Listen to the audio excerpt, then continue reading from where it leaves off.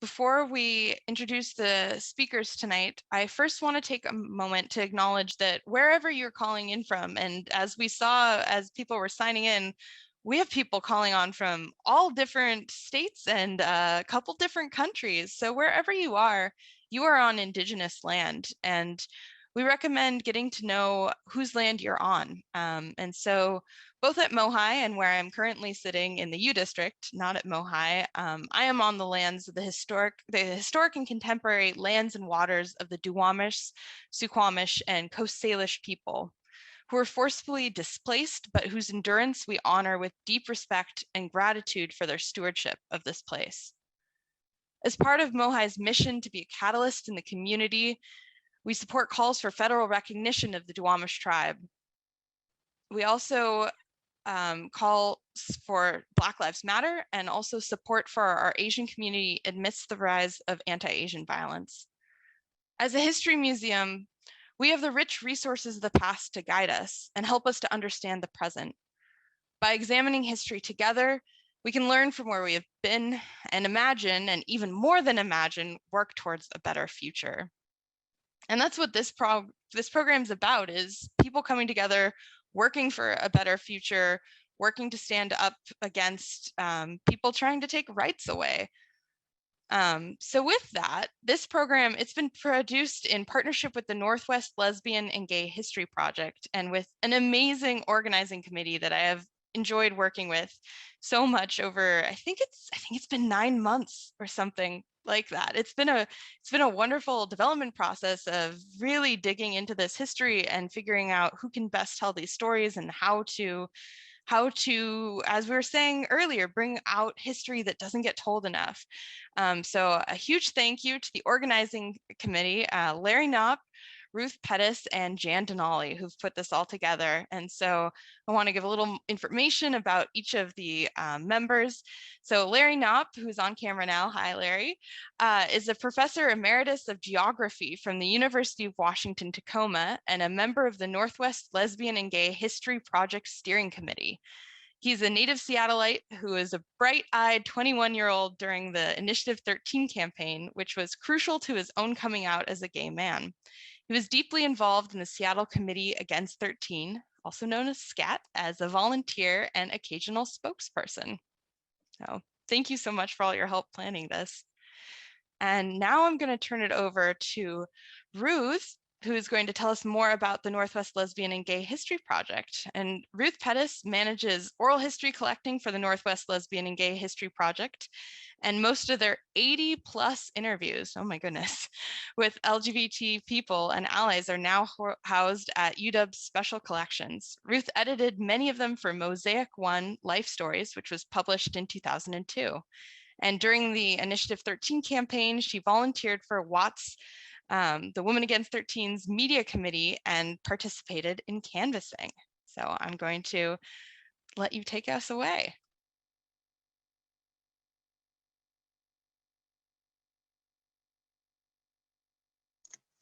Thank you, Rachel.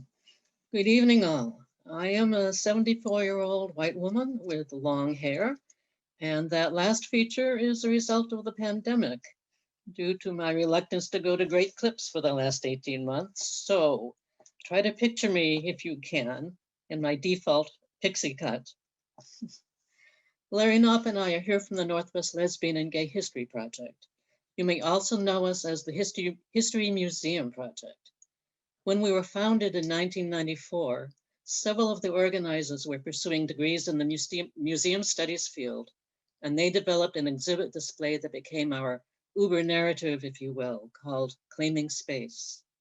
It chronicled the development of the local and regional LGBT community in space and time. We have continued to explore that narrative's many threads through oral history and geographical analysis. That work has produced so far one publication titled Mosaic 1 Life Stories, and also a self-guiding walking tour map called Claiming Space. Our work, both products can be ordered through our website, and you can see the website address and email address there. Our work is ongoing, and other publications and enhancement of the project's website content are in process. including posting stories of the Initiative 13 experiences from our interviewees in conjunction with this event. That will be on our website probably, and that will go live probably by the beginning of next week. So if you check the website, then you will see a link to the I-13 stories. Most of our oral history transcripts are now housed at UW Special Collections, as you heard, with the remainder to be transferred there later this year. We are still engaged in oral history interviewing. You can find more info at the site, and if you have any leads to us to follow, please contact us. Thank you. And now I'm going to introduce our moderator for the evening. Cultural worker, champion of alternative families, and now a wheelchair warrior, Jan Denali, née Darger, was a carpenter on the big Pike Place market remodel in the winter of 1978, when one day she noticed that out in the plaza, there were clipboards, pens on strings, and signatures being gathered. By summer, she was running canvassing door to door, citywide against 13, saying, "Hi, neighbor. My friends here and I are gay. Can we talk?" Take it away, Jan.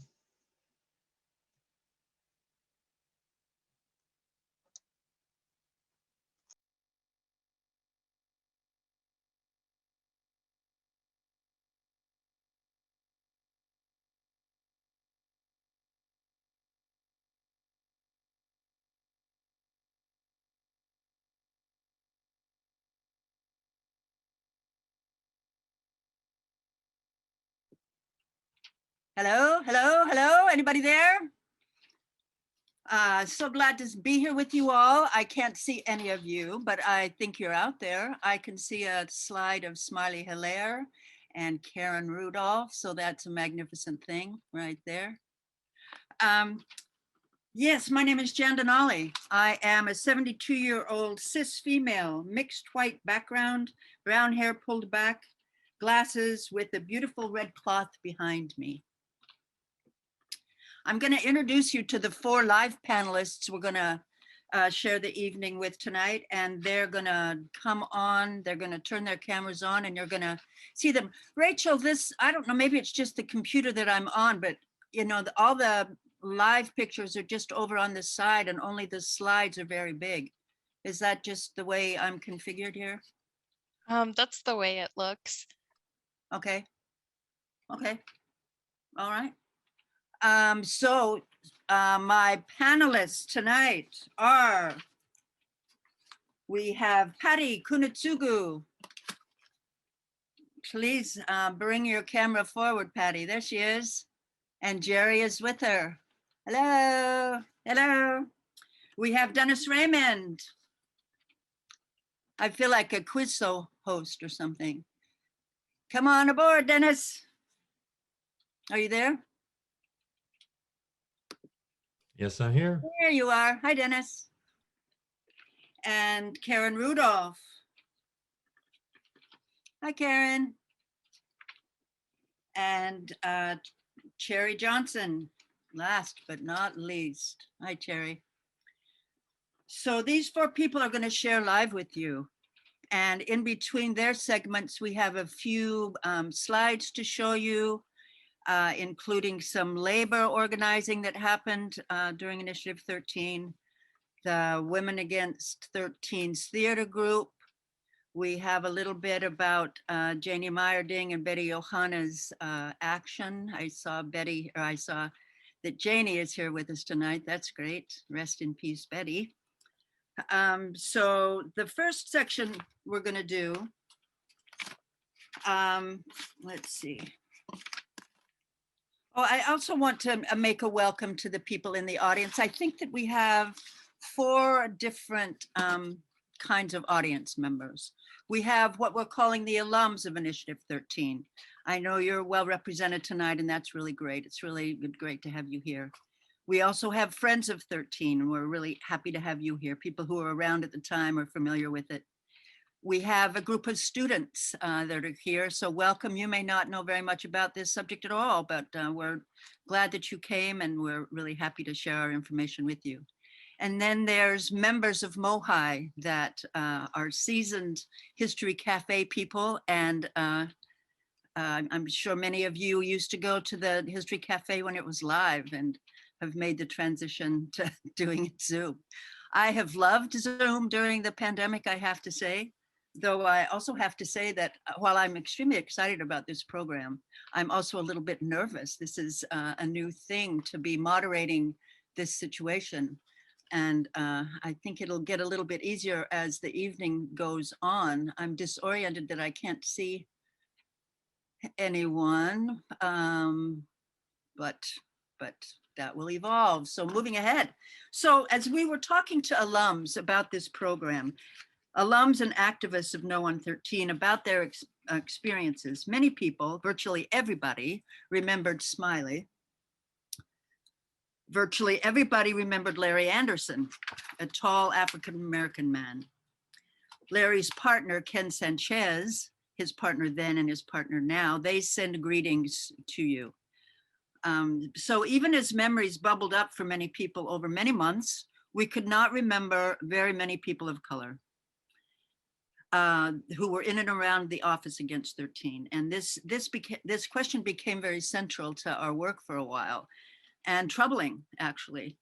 So of many hundreds of people over months of the campaign, probably many, many hundreds of people in the peak, why were there so few queer, today's word, queer, people of color working with us? As you've heard, as you will hear, many of us who worked against 13 were committed to social justice work in solidarity with communities of color. So why this gap?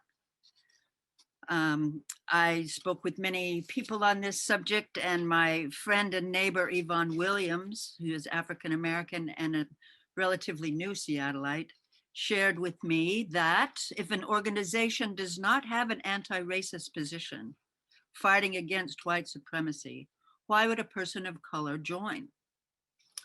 A provocative question, seemed very simple. If an organization does not have an anti-racist position that is fighting against white supremacy, why would a person of color join? So in the course of talking with folks, Patty Kunitsugu came back into my life. Patty, if you would like to join up now, that would be great.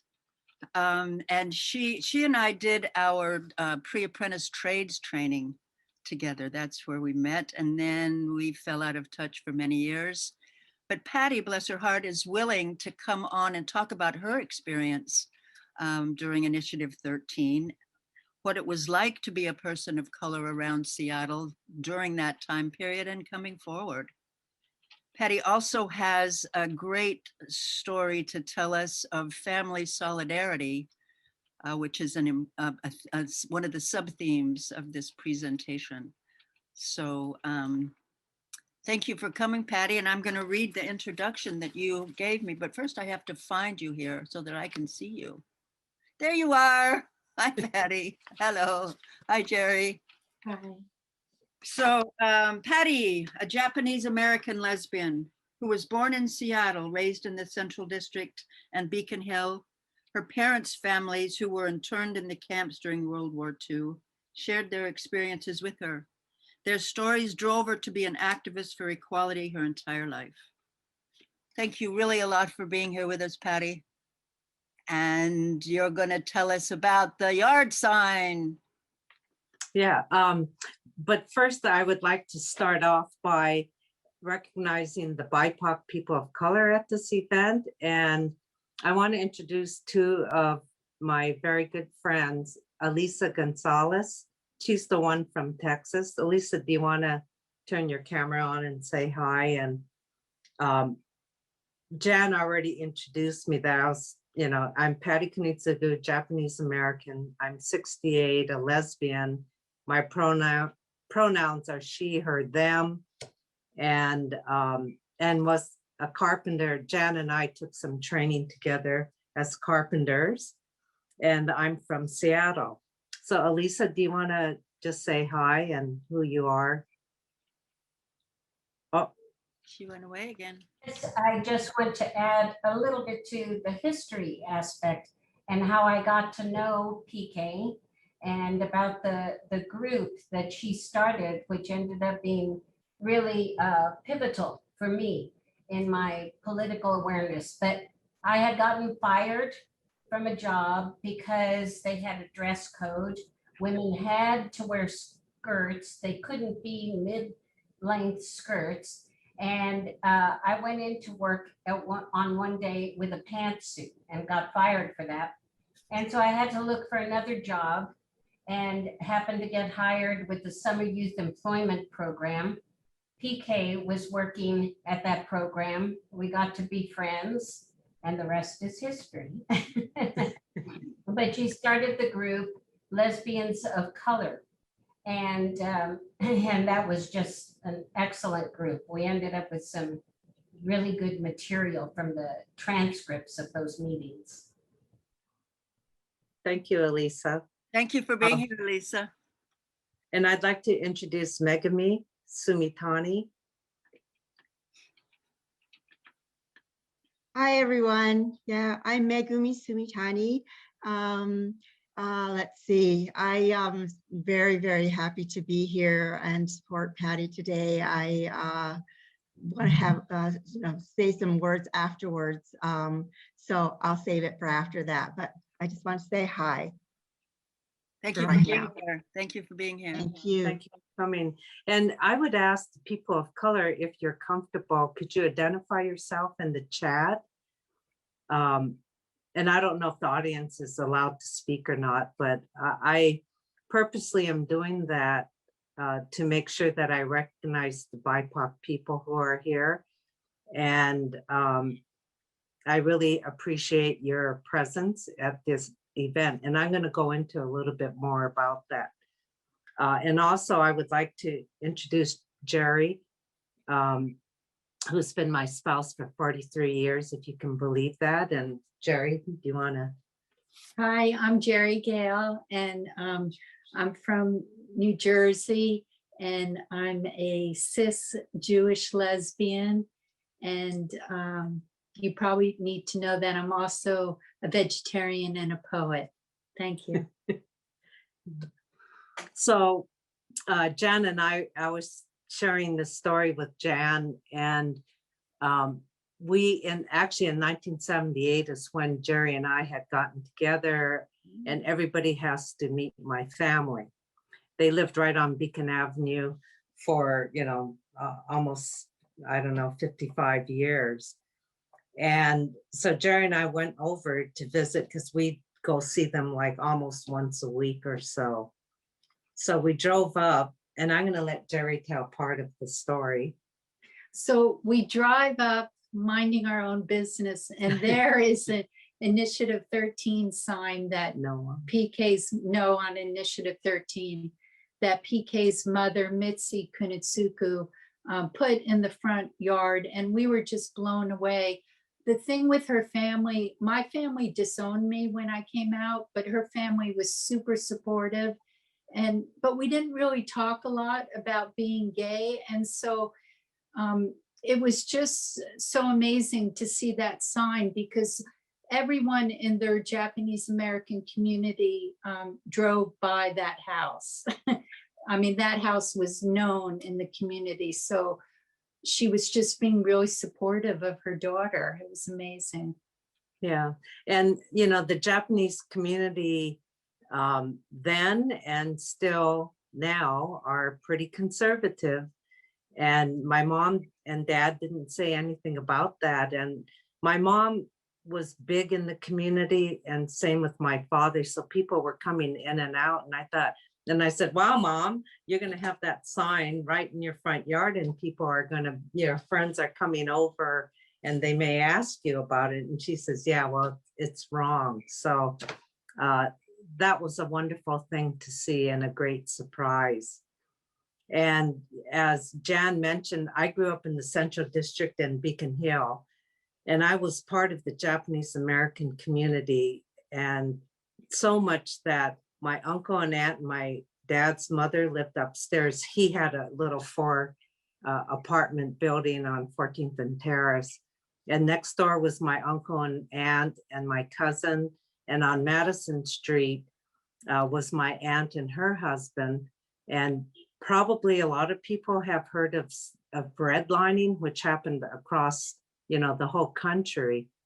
So if my parents were looking to rent or buy, the banks and the mortgage companies put a red line. So people would come up to me and say, hey, it seems like all these Japanese Americans are living in kind of a clustered community. Black people are living in what was called the Central District, and all that. And I said, oh, you know why? We're all living there. That was the only place we were allowed to rent or buy. And so it was a forced and, action that limited, where people could live. So that's part of also what drives me to fight for equity. And my parents were also interned during World War II. They weren't together.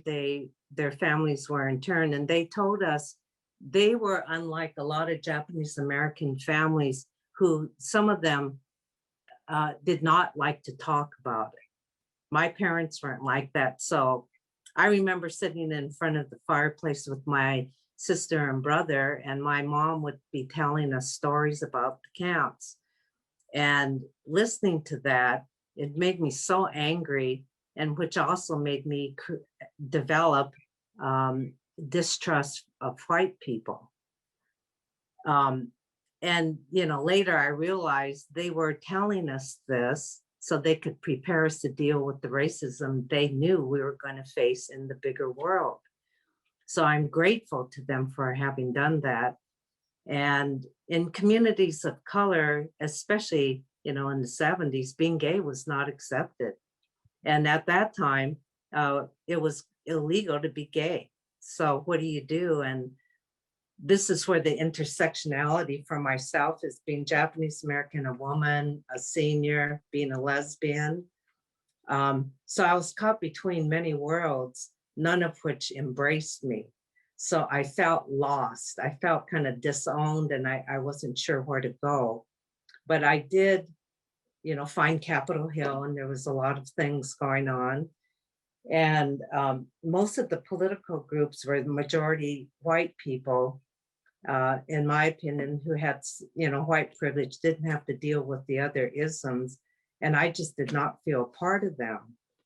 I believed in the causes. And I would go to meetings when the group or somebody in the group would say, hey, where's all the, people of color? And I would look at them and just say, am I invisible? I am a person of color. And so I got kind of turned off in those groups. And, or people would say, oh, Patty, can you speak? PK is my nickname. Speak for entire communities of people. And I refused to do that. I said, if you want to know, you go ask other people, reach out to people. So that's, Elisa was, talking about lesbians of color. Elisa was also part of it. And some of my BIPOC friends and I created this group so we could have a safe space that we could be in, we could share stories and support each other. So my bottom line is, we all need to build this anti-racist culture. And that takes a lot of allyship, inclusion, and we have to deal with the systemic racism that clearly is still there today. So people really need to get out of their comfort zones, participate in groups where you're the minority, be uncomfortable, but learn from those experiences, listen to different viewpoints, because that's what I and other BIPOC people feel every day. When I walk into I work for the city of Seattle. When I walk into a room, I have developed over my life a habit. I scan the room and I see if there's other people of color sitting in the room. That's the first thing I do.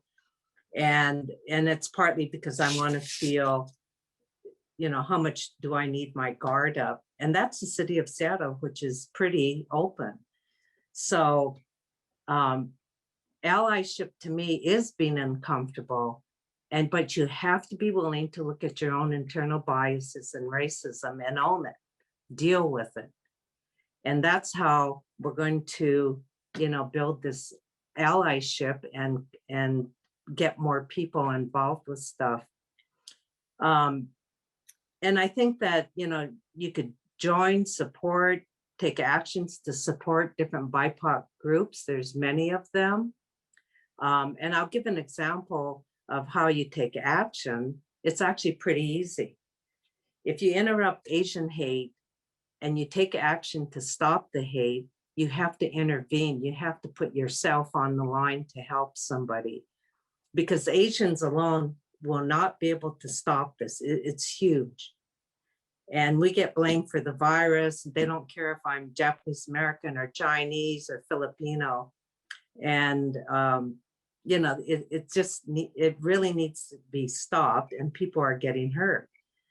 So kind of my bottom line is, become an ally. We need to help each other in order to get rid of and eliminate systemic racism. Jan and all, many people on the panel have been fighting it for years and years and years. I mean, I'm 68 and we've just scratched the surface.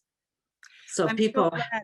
Oh, sorry, Patty. Sorry. Oh no, go ahead. Go ahead. Well, Jan. I'm just really glad you mentioned that thing about being uncomfortable, being willing to be uncomfortable.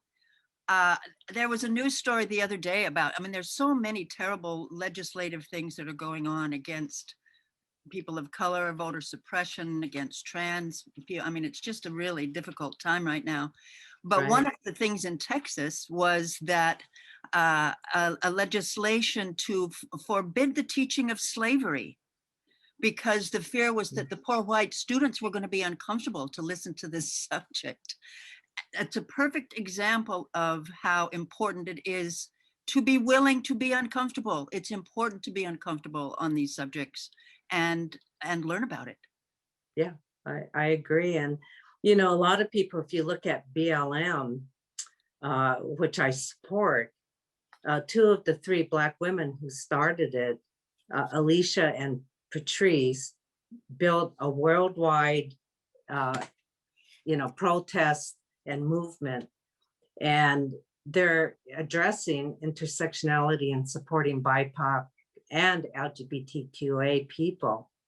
So they created an opening and an opportunity. So it's up to all of us to step up and push it forward. Yeah. And another good example is taking action. Darnella Frazier, I don't know, she's only 17, and many of you have already heard about her. She took the video of George Floyd, and then that video became the central piece that resulted in the conviction of Derek Chauvin. And she got a Pulitzer Prize citation for this. Would that have happened when I grew up, that somebody like her would get a Pulitzer Prize? So it took so much courage and strength for her to do that. So, I can still, I got to have some hope. Yeah.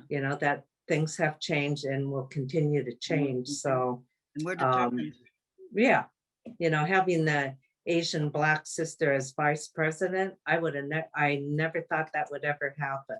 And it's very exciting. So that's great. Yeah, and that's kind of my little spiel. And really great that you were willing to come and give your little spiel. I feel the scope of this program is really huge. And it's, we're the time is ticking away. I could spend, the rest of the program talking with you. And I think I feel that way about each of the other panelists. But actually on that subject, we did schedule, we have another program scheduled in September. The 9th of September, 9/9, we will be doing another program, and we can, get in deeper to some of this stuff. But I feel compelled now. I'm sorry to cut you off. Oh, no, I'm good. It's going to be like this for the whole program, because it's just a smattering of, an overview and not being able to get into depth with any of it. Oh, she turned off her camera. She is gone. Thank you, Patty. Thank you, Jerry. Thank you, Alyssa. Thank you, Megumi. Oh, So now, Megan had her hand raised. I don't know. pardon? Megami had her hand raised. Yeah, I just wanted to thank Patty for telling her story tonight. You know, having heard her story, you can tell that Patty's a real pioneer, a trailblazer, and leading the way for us, for people of color, and particularly for Asian Americans, where it's not easy to always speak up like this, and particularly in groups like this. I want to give her a huge, huge shout out and show her my and all of our support to her in doing this. So thank you very much, Patty. Thank you. Indeed, and thank you, Megumi, for being here. It's really great. Thank you. Yes, so let's see, I'm a little unclear whether we can see slides and also see panelists, but let's see. I want to shift gears a little bit into the actual mechanics of Initiative 13 and SCAT Watt and the other groups that we have.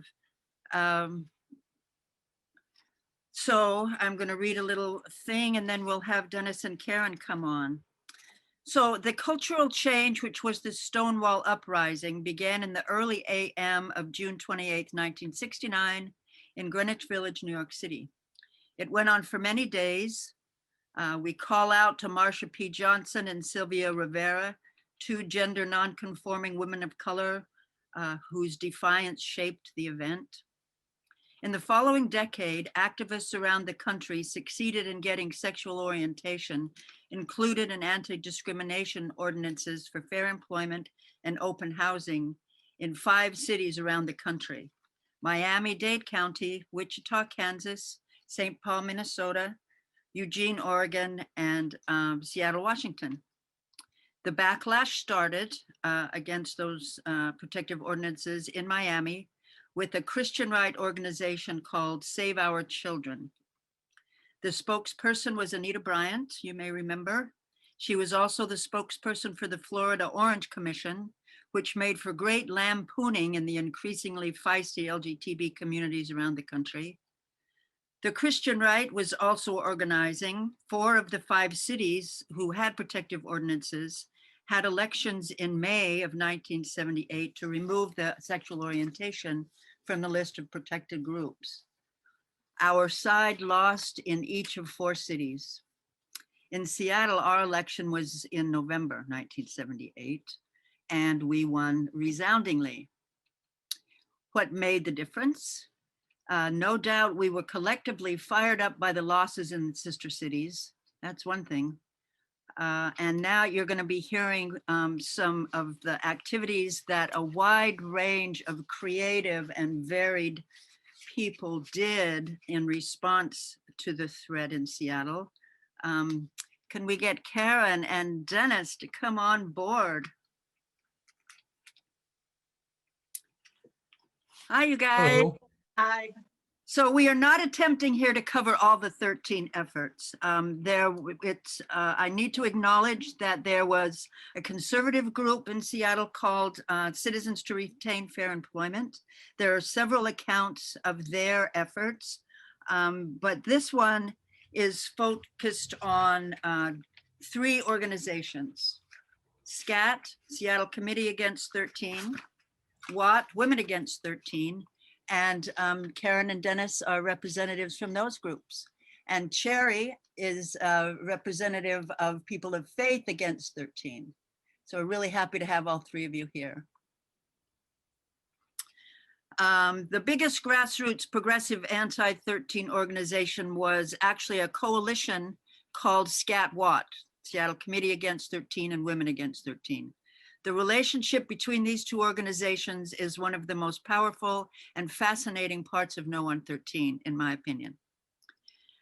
Many of the women involved in the early organizing against 13 were in the thick of experiencing the second wave of feminism. That's my story. In 1978, it was still widespread to think that the word man is supposed to mean man and woman. Some of you college students may not even know that that was ever the case. The frustration in being in meetings and have to confront that was solved by the creation of two organizations working side by side in partnership. So Karen, Dennis, thank you for being here. Will you each, we'll take turns and you each talk a little bit about how you got involved, what you were doing leading up to it, and we'll chat for a while. I'm Karen Rudolph. I'm a white woman. I'm 68 years old. I have on lipstick, brown hair, and blue glasses.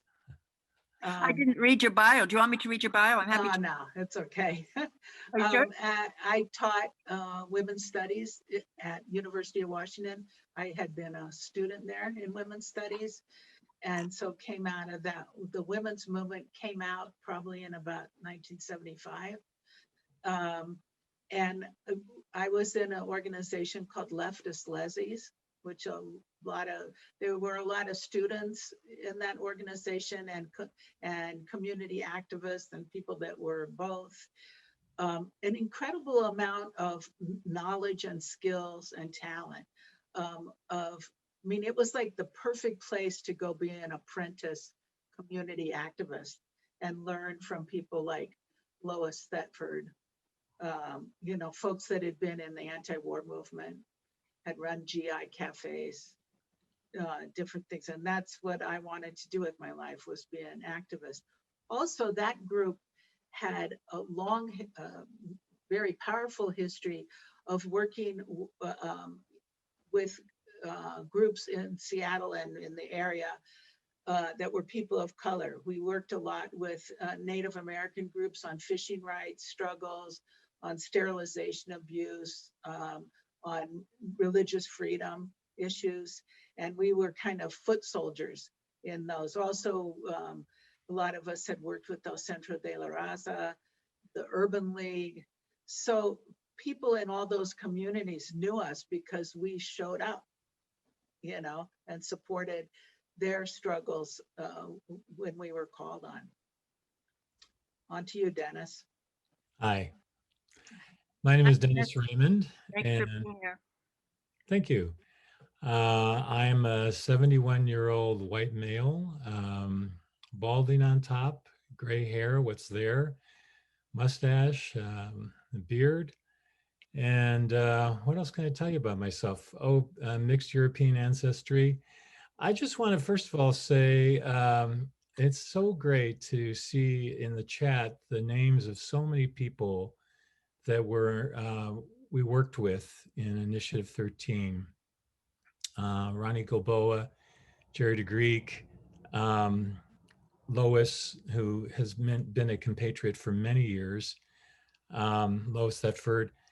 So I just am so inspired by these people. And one thing I want to say, just to be clear about, I can go back on my history and how I got to SCAT, but I want to say something that was really unique about SCAT, and this was by design by the organizing committee. It was really decentralized. There was no real individual leader.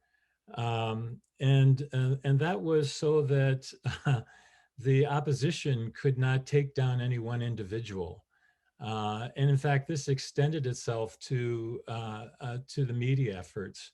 Anytime, it seemed like we always had a new spokesperson in front of the media every time there was an opportunity.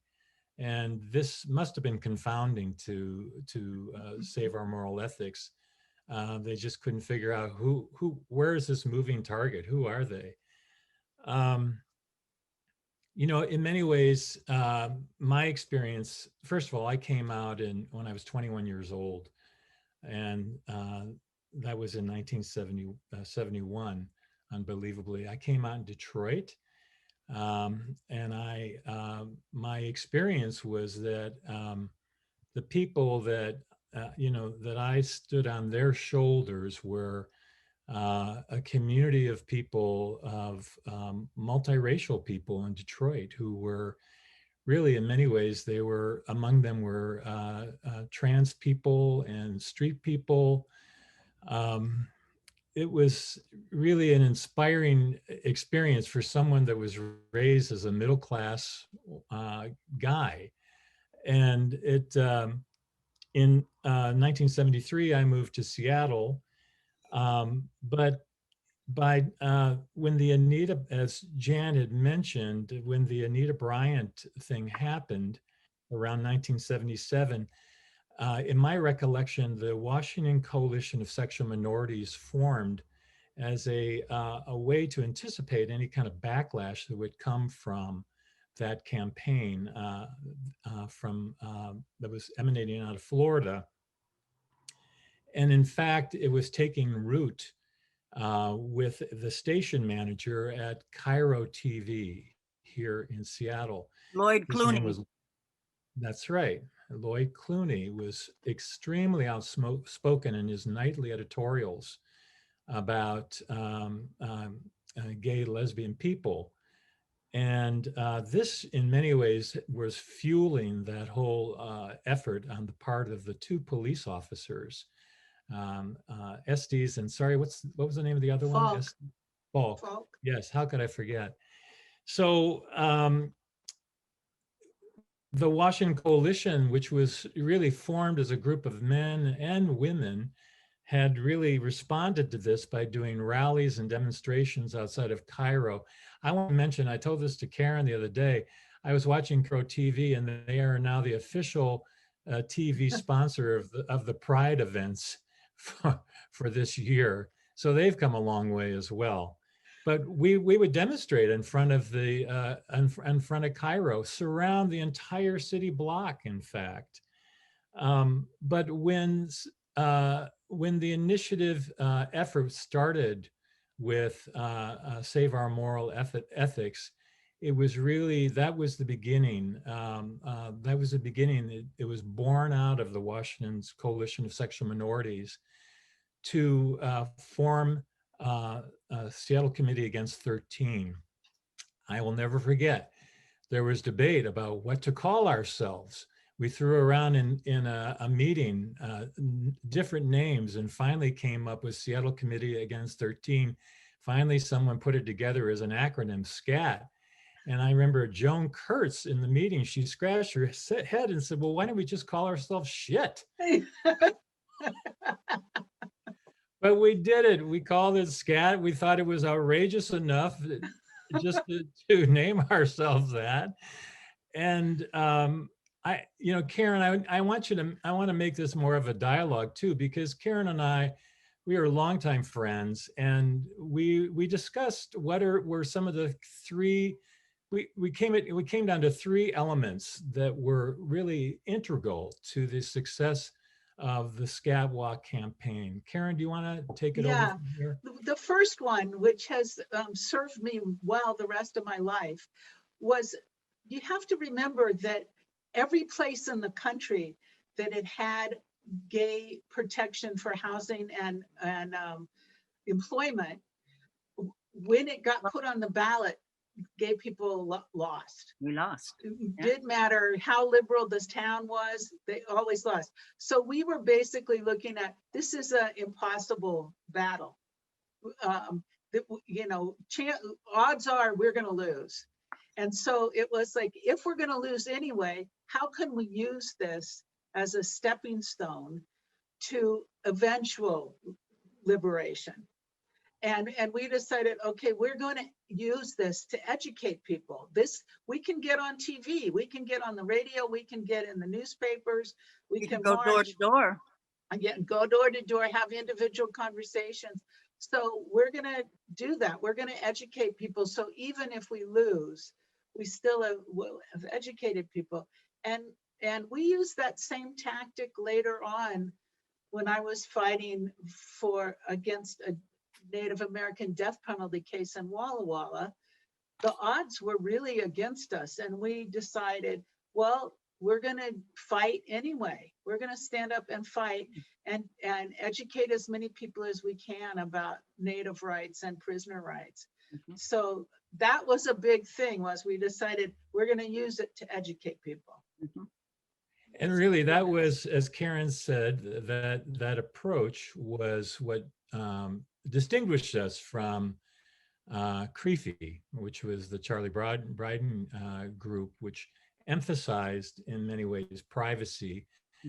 But our tagline that we used in SCAT and our bus signs and all was "Someone in your life is gay." That was really an important message to get across. And if you, in the slideshow, if you look at any of the stuff that survives the campaign in terms of the posters and the bus signs, it's all about that. So the second point we were discussing was that we decided really early that this was not, in terms of our approach, we couldn't really survive by being a single issue either. We had to reach out to other groups.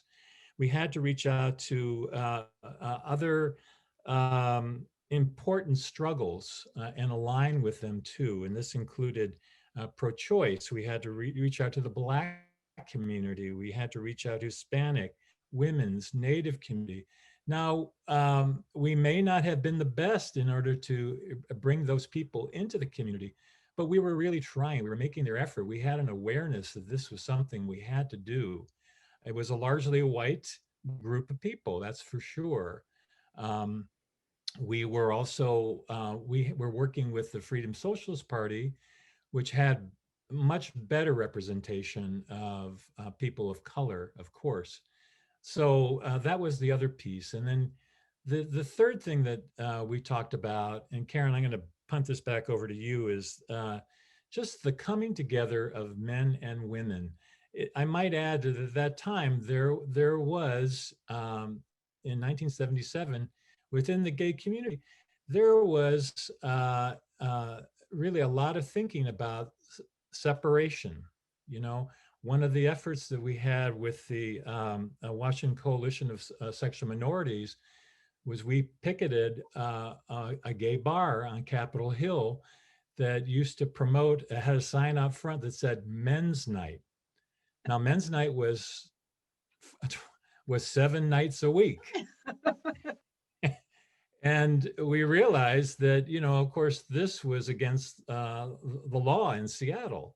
The Women's Commission, we had to take that complaint. But more than that, we had to, as gay men within the community, we had to take that right to the door of this bar and let them know it was not okay. So, and I think there was, you could say there was an equivalent in the women's community too. Karen, do you want to talk to this issue? Yeah, I think that, you know, the lesbian community and the gay men's community, in some ways did not have much in common. I mean, what we had in common was that we were doing something sexually that, you know, a lot of the straight people in power didn't like, and it was illegal and all of that. But as far as how our cultures went, it was very different, you know. And one thing that was different was our sexual cultures.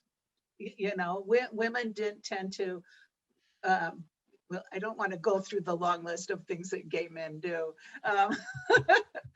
but you can imagine, you know, and most lesbians were not doing those things, you know, we did not socialize in the same ways and the same places and all of that. So it was kind of like we got to know each other, you know, these two communities. Some of us had friends in both communities, but a lot of people did not. Yeah. And so I just remember some of my women friends being pretty shocked, you know, at some of the things that they heard the men doing. But, it's not a natural coalition in some ways. In some ways, I mean, but that it was wonderful. So great about the structure from my point of view. I mean, the great thing was, I mean, and this is something else to remember, we were all children in the 1950s. Yeah. You know, I'm 68. We were kids in the 1950s. Sex roles were very, well, totally, you know, serious. I mean, Jan and Patty, you know, being construction workers, that was kind of unheard of and revolutionary. Absolutely. So because we were men and women, we had, in general, had different skills and talents and education and ways of carrying ourselves in the world. And coming together made us much more powerful. Indeed. You know, I But could while we talk were to, still able to keep the integrity of our identities within our yeah, group. I mean, That as was a woman, I could speak to, you know, women like my mother, and, you know, and the men could talk to other men in different ways. So it made us very effective, I think, that we had such a broad range of skills. And we really learned a lot about each other.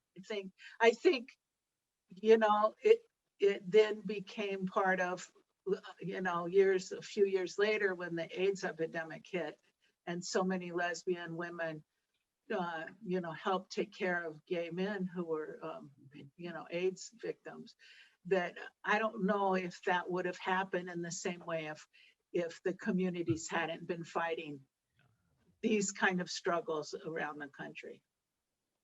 I hate to cut you off. We could go on a long time. We barely cut this, you know, we barely broken the surface. Thank you very much for sharing that introduction to those experiences. Cherry Johnson, thank you. Will you come forward? Hi, Cherry. Hey.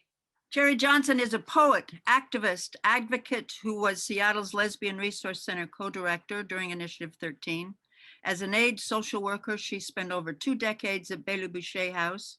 Cherry calls herself an interfaith agnostic Baptist contemplative and currently runs retreats at Seattle First Baptist. That's a neat bio, Cherry. Thanks, Jan. It's good to be. Yeah. How did you get into, I know you were doing a People of Faith. What was it? There was a slightly different title before 13, and then you pivoted magically to being against 13. Yes, there was the Church Council Task Force on Lesbians and Gay Men. And we created a separate organization called People of Faith Against 13 to fight this battle. So let me describe myself for those of you who don't have video. I am a 72-year-old cisgender, pale white woman of Northern European descent. I have very short white hair, clear framed glasses, and a dimple in my chin. I'm wearing a blue and green plaid flannel shirt, and on one side I have a button that says, "Who's next?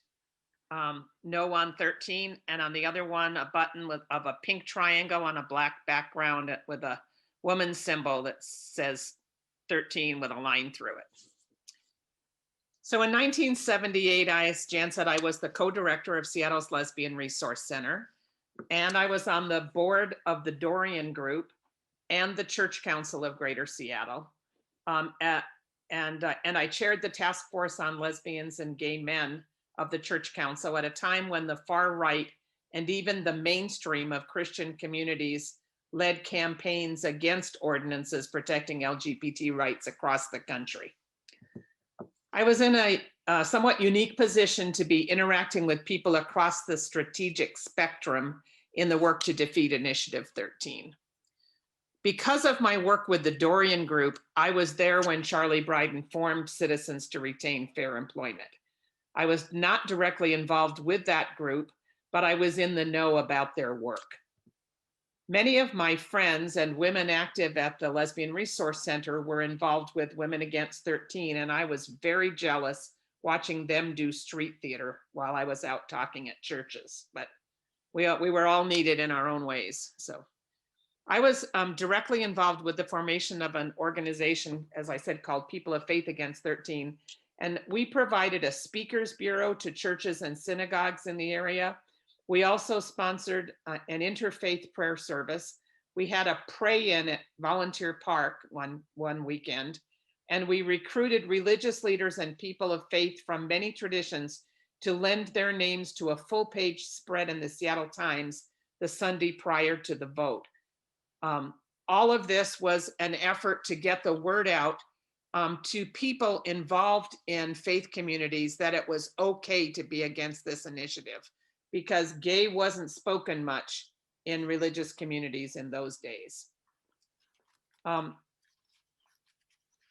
for that newspaper spread, I personally reached out to quite a number of American Baptist clergy I knew, because prior to my career as an out lesbian, I had had a career in the church running a church camp up east of Stevens Pass, and I knew a lot of American Baptist clergy, which was the denomination I was involved with. And virtually everyone I reached out to said yes, and were willing to have their name in the paper. And that was a really moving experience for me, to realize that people in a community where they could be creamed for taking a stand like that were willing to stick their necks out. Can I interrupt you to ask Rachel to bring up that slide? There's a slide of that ad. It'd be fun to look at that.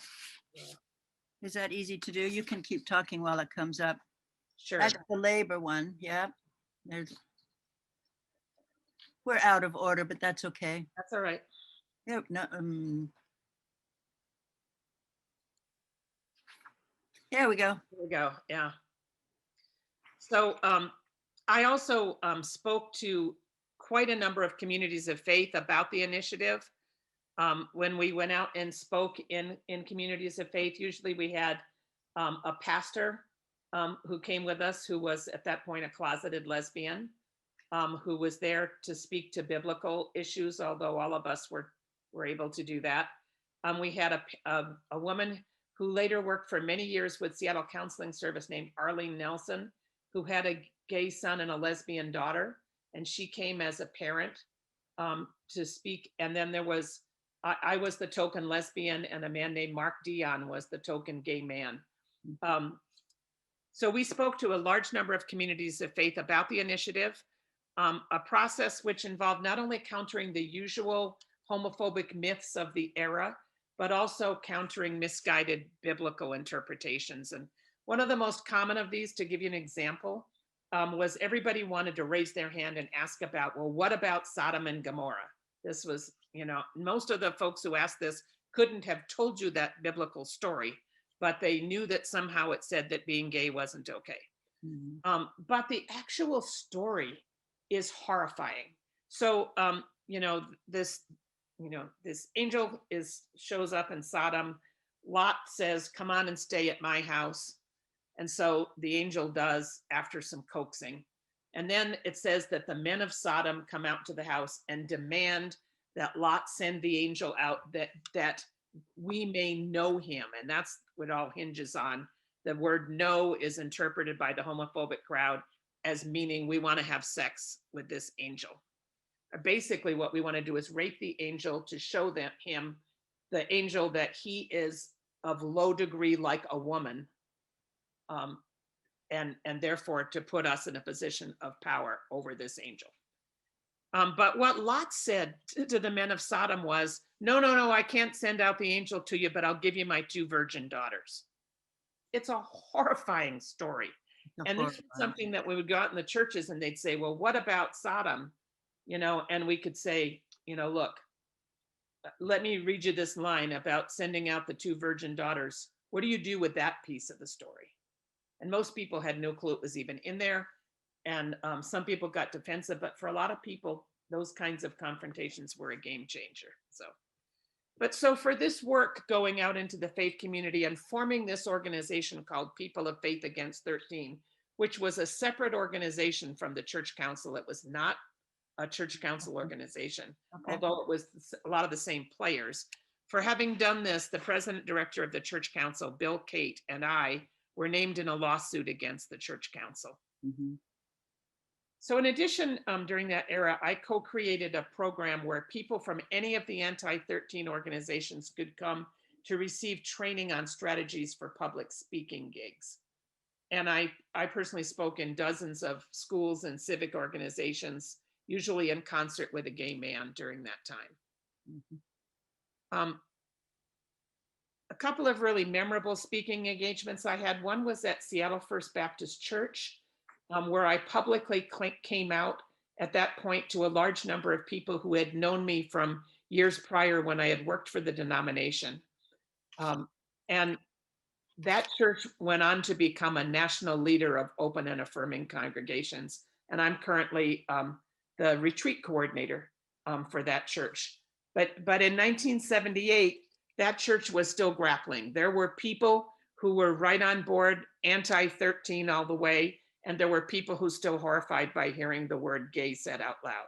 So it was pretty much where the general public was. Another really memorable speaking gig I remember was that I showed up at a local progressive radio station dressed in my overalls, which is kind of what I always dressed in those days, and accompanied by then president of the UW Gay Students Union, Greg Kucera. And Greg and I were sitting around chatting with the DJ very comfortably, waiting for opportunity to provide education to listeners, when suddenly the door opens and David Estes of Save Our Moral Ethics walks in, ready to debate us. This was a huge surprise. We had no idea he'd been invited. And it didn't take long after the program started before things went south, and he began attacking the way I was dressed and my haircut, and talking about gay school teachers trying to convert children and so on. So that was one of the big surprise speaking gigs. I'm a really firm believer in the need for a broad range of strategies in any political movement.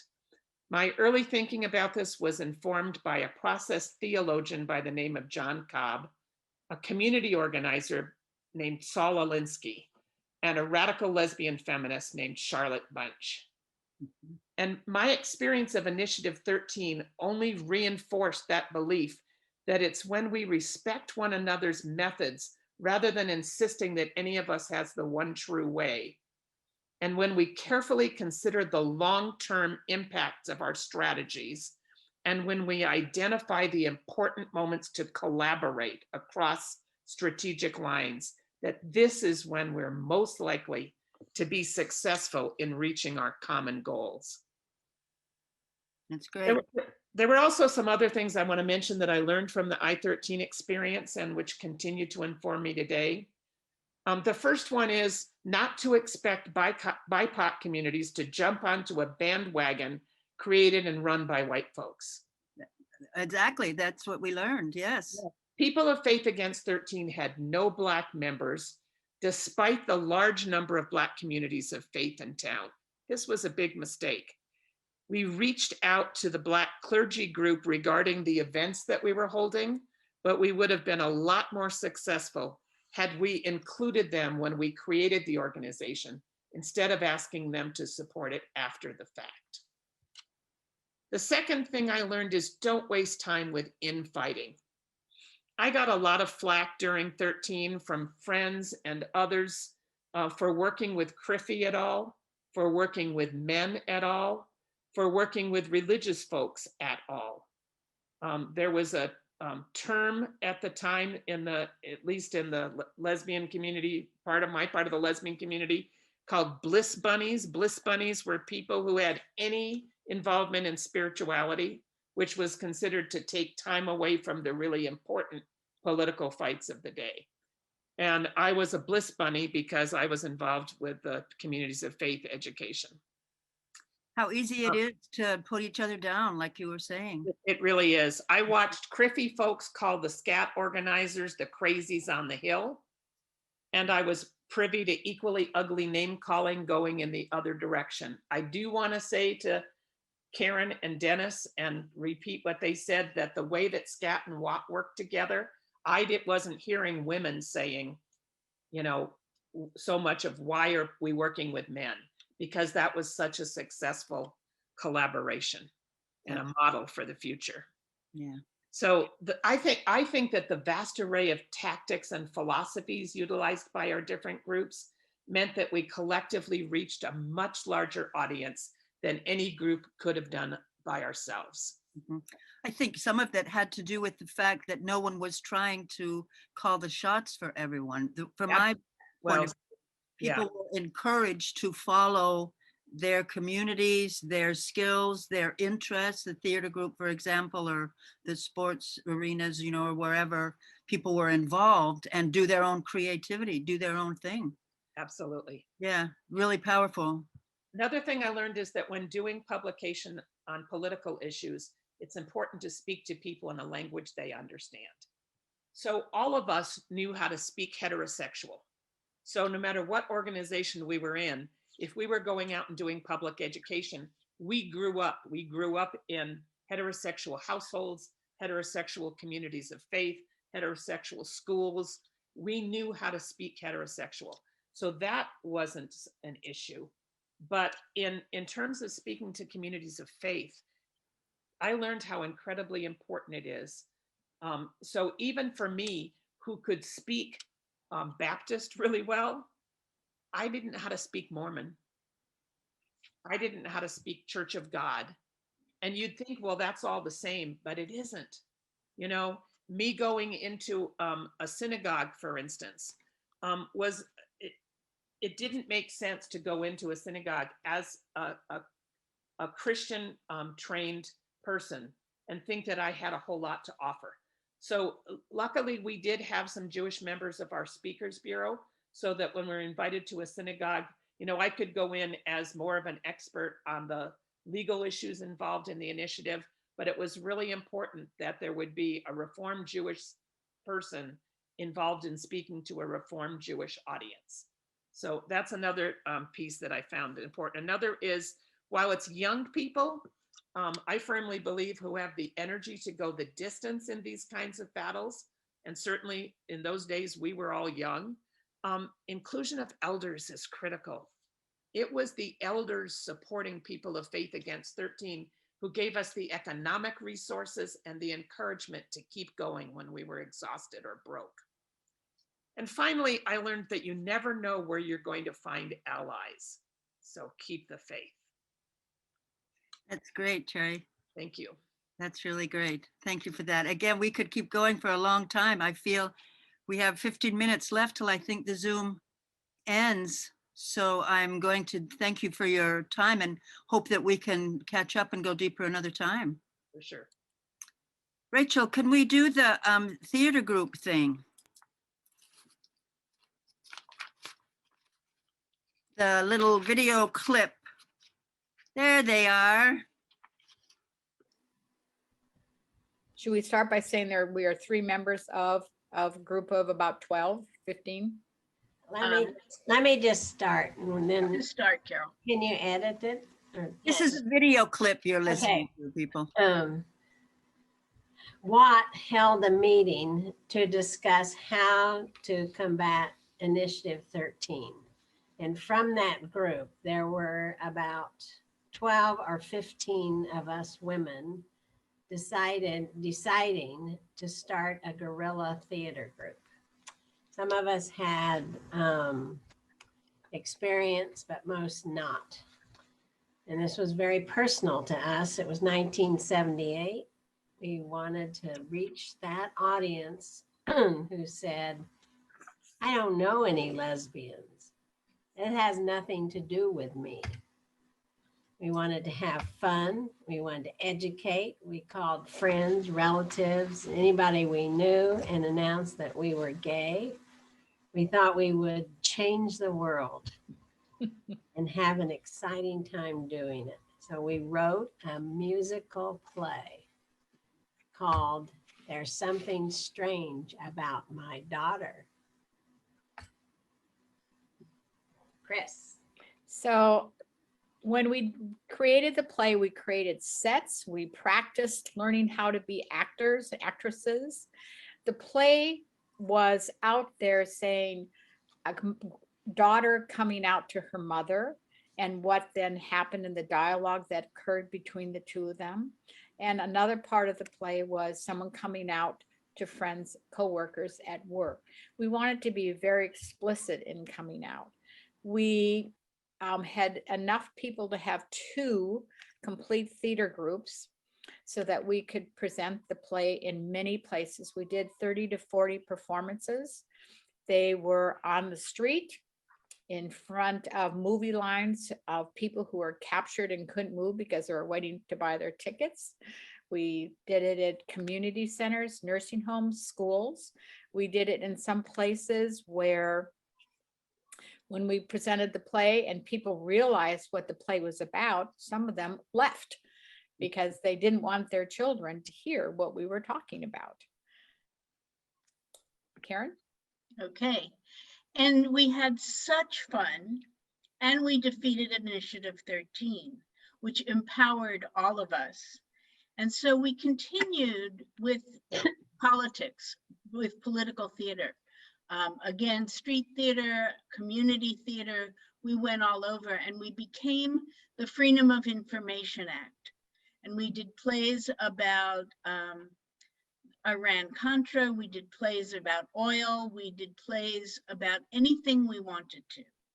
And we continued to go all over and had a fabulous time and really learned more about politics and learned more about theater and learned more about each other. So now we're going to end by singing. Actually, the two of you are going to mouth it because you can't all three of us sing at once. We're going to sing this. Jen already has the pictures. Okay. So here's the song. There's something strange about my daughter. There's something here that's not quite right. That she'll remember all I taught her. I pray to God most every night. So thank you for this opportunity. We loved doing theater. We will do it again at some point. And I think we were very effective in broadening out who heard about the initiative and being able to really speak to the issue. Okay. Okay, I'm going to stop recording. That's great. That was Carol Anderson, Chris Melro, and Karen Kashansky. We have one slide from the, can we show that real quick, Rachel?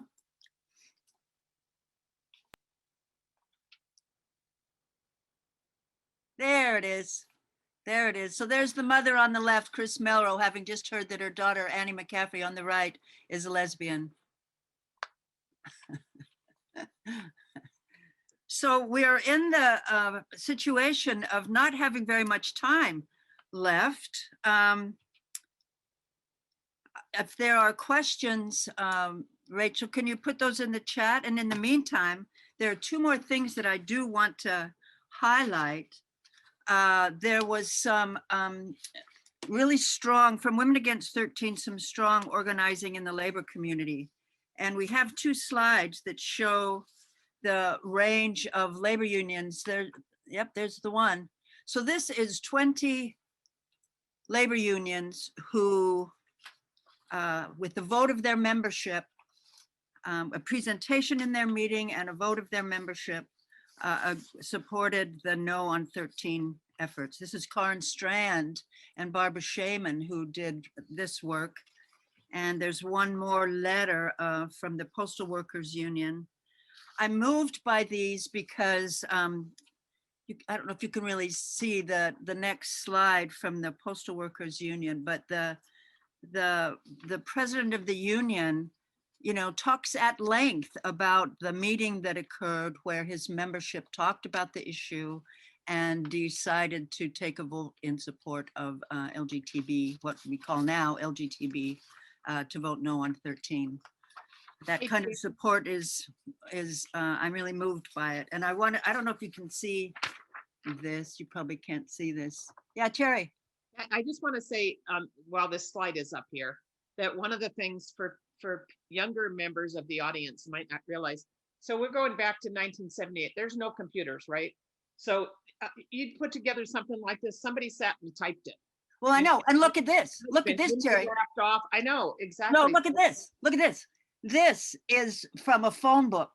Yes. If you even know what phone books are, young people, she used the phone book, the labor organization heading in the yellow pages to decide, you know, her contact list. Yeah, that's exactly to your point, Jerry. Exactly to your point. Yeah. So the other effort that I wanted to mention really quick. Oh, we can go a little late, Rachel's telling us. Okay. So if you do have questions, please put them in the chat. We don't have any at the moment. So the other one is Janie Meyerding and Betty Johanna.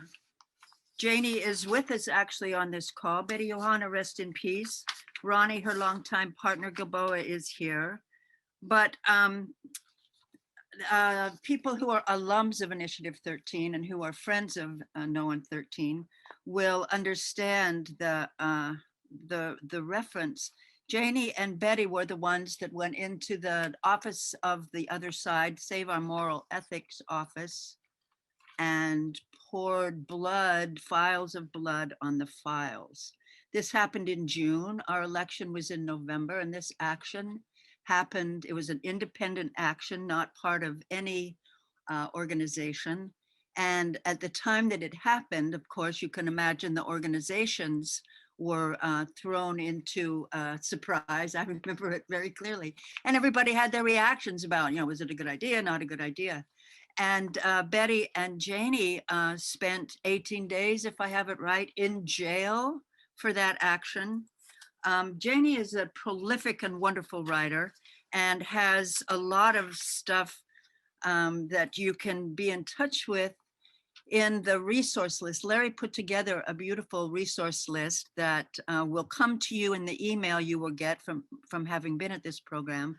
And it includes a thoughtful article by a woman named Beth Craig.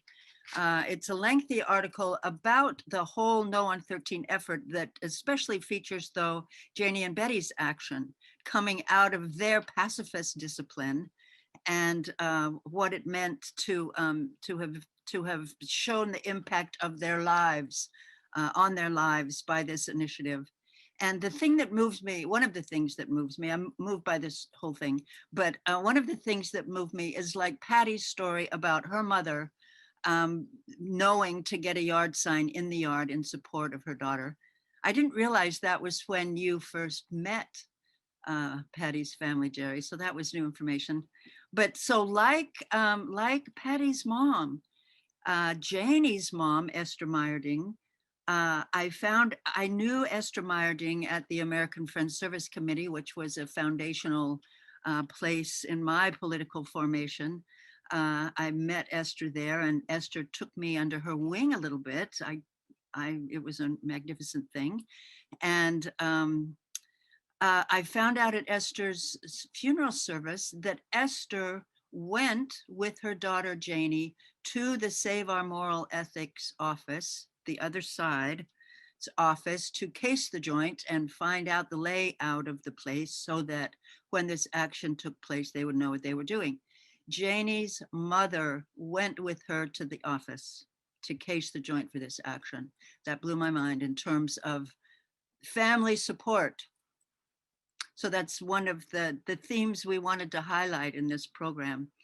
The other theme we wanted to highlight that we didn't do exactly like I thought we might is to focus on the lies that are so common in talking about LGBTQ communities. Now it's easy to just say queer. The queer communities, such as the name of the organization in Florida that kind of started the ball rolling on in the 5 cities that had anti-gay ordinances. The Save Our Children is the name of the organization, and they think it has anything to do with saving children, as if it's the lie that that particular lie is primarily focused on gay men are going to be predators on your children. So that's one of the lies that we were confronted with all the time and still are. Of course, it's transgendered people in bathrooms right now that are the target of a lot of the lies. I think the lie about women in 1978 was that the lie was that women weren't sexual at all, period. That was a lie. And other marginalized communities that have to confront lies that the Asian community has any relationship to the origins of COVID-19. Yeah, does anyone in the chat have a question? Let's see. Oh, here's a question. Preferred labels. Are there any trans efforts or prominent trans figures in these efforts and organizations? Well, that's a really timely question. That's a timely question. I want to explore that. I have mentioned that because so much has been unearthed in this development of this program, and the developing or the recording of our histories is such an important piece.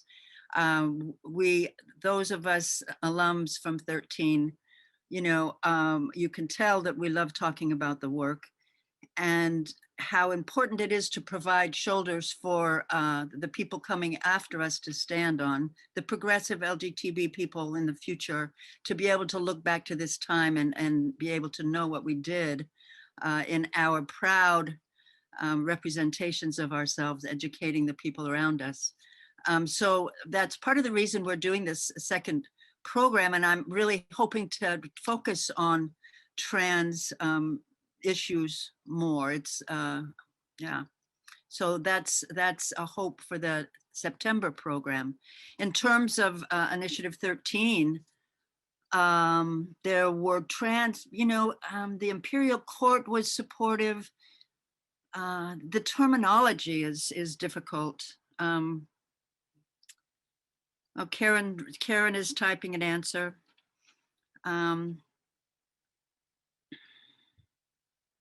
Yeah.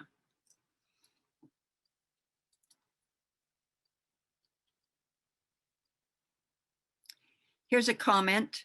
It's important that people know that sexual orientation and discrimination law did not include trans folks, and that was viewed as a disability. My first job after the campaign was enforcing the city ordinances, and it took years to add gender identity to be inclusive. That's Patty Rose. You want to address this? I see your picture up there, Cherry. You want to say something? You know, I just wanted to say that it was not an easy time to be trans, even in the LGBT community. The LGBT community in 1978 was primarily the LG community.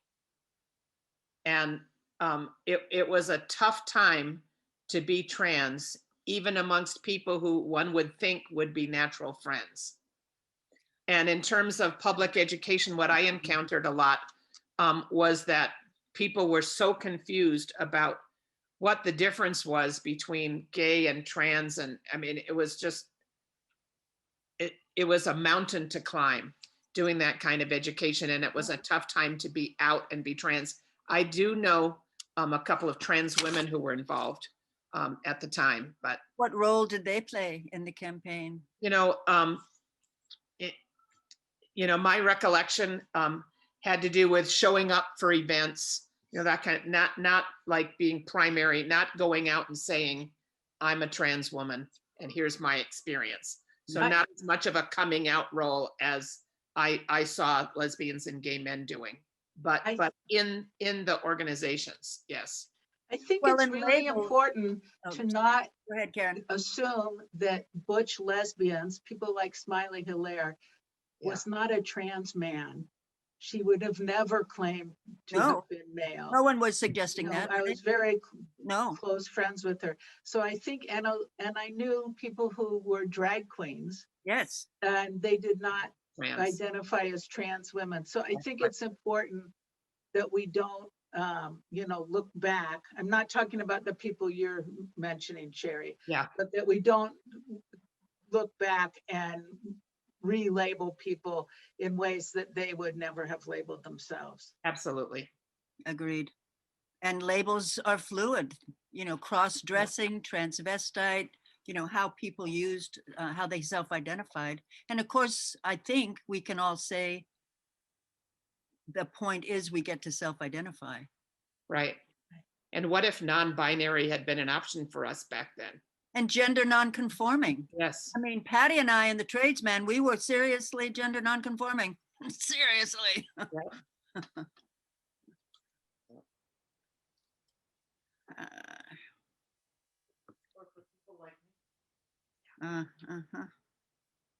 Well, I really want to thank everybody who's participated. We have some closing things we want to do. I know Ruth wants to talk about the oh, well, here's this slide. We'll do this. To encourage you to share your own No on 13 experiences, those of you who are alums in the audience. If you want to make connections with other No on 13 alums, And if you want to support anti-racism and social justice work within an LGBT framework, please get in touch. I was so moved during the pandemic, trying to process the racial violence after George Floyd's murder and taking all that in and having a response and being able to process information. And this project came along during all of that. And it's been a really valuable thing for me during lockdown to be able to connect with this group of people who, who in '78 had made decisions to be activists and who'd made decisions to do solidarity work. And I'm really happy to be in touch with a lot of these people again, and I want to be in touch more. And I invite people who want to communicate on these things and record their histories and get involved to consider coming to an event in September 9th. We have a DJ for a little party at the end, and we'll have some panel presentations and conversation. And you can find that through a website that's being lent to us for this purpose, hotflashmusic.org, and that will come to you in the email you'll get also.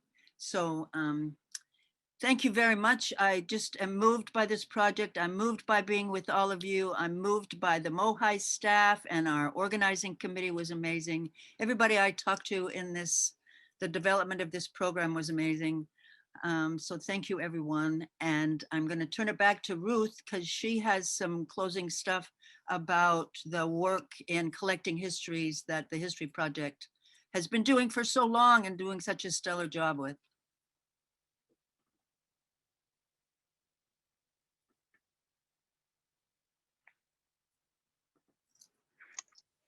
I just want to reiterate that the History Project will be updating its website to include a lot of material related to Initiative 13. That should go live early next week, so do check out our website. I just want to congratulate everybody. I was just blown away by the panelists tonight, and I want to say my thanks to MOHAI for putting this on. This had been long needed as a review of what we've all been through. So thank you very much to all the panelists, and thank you to the MOHAI staff for doing this.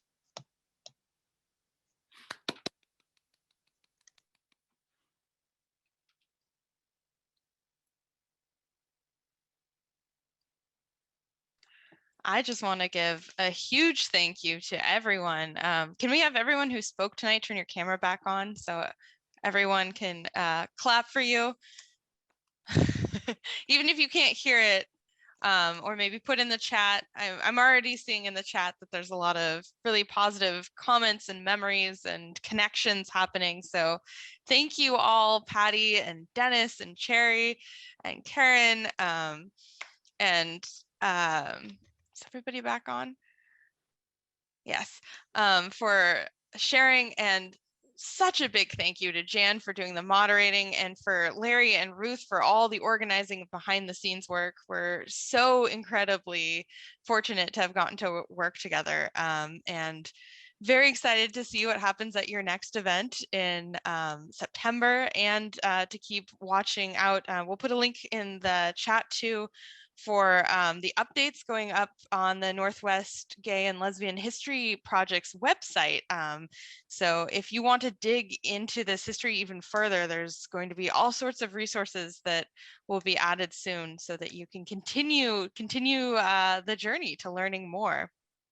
I just also wanted to give a quick reminder that History Cafe is going to be taking a break, so that we will not be here next month. But we are having a program on Saturday. So if you're looking for something to do to celebrate Juneteenth, please join us online. Delbert Richardson is going to be sharing some stories, and his exhibit is also up at MOHAI this coming weekend. And we will have some in-person events happening this summer, our first in-person events since the beginning of the pandemic, happening outside in the park. So check our website for those to come. And finally, if you learned something new or enjoy the work we do, please consider making a gift or becoming a member to help support future programs and sustain the museum beyond the impact of the pandemic closure. And most importantly, please come back. Please come visit us at the museum. Now we're open again, and come to our online programming and soon to be in-person programming. And to end the night, hopefully this will work, but we had talked about doing a send out with some music. So I'm gonna try to get that queued up for us. And please dance your way out. Can I give a thumbs up? Can someone hear that? Not yet. Okay, thumbs up. Okay. I'll turn it up a little bit. So thank you all for coming. There it comes. Happy Pride. We're gonna let Aretha take us out. Thank you, Rachel. Thank you, Jan. Thank you, Cherry. Thank you, Ruth. Thank That's you, right, Jen. panelists. If you want to show off dance moves, please do. Thank you, everybody. Thank you, Patty.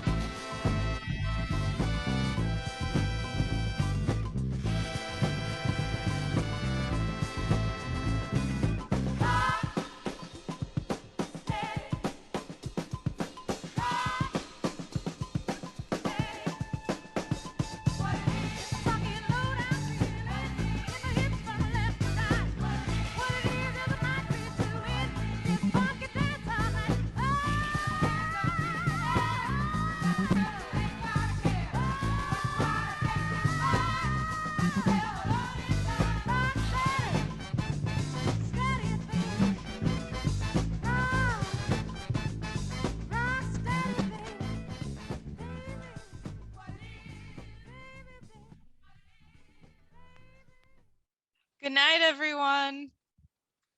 Have a lovely, lovely rest of your evening. Thank you, honey. Thank you. Bye.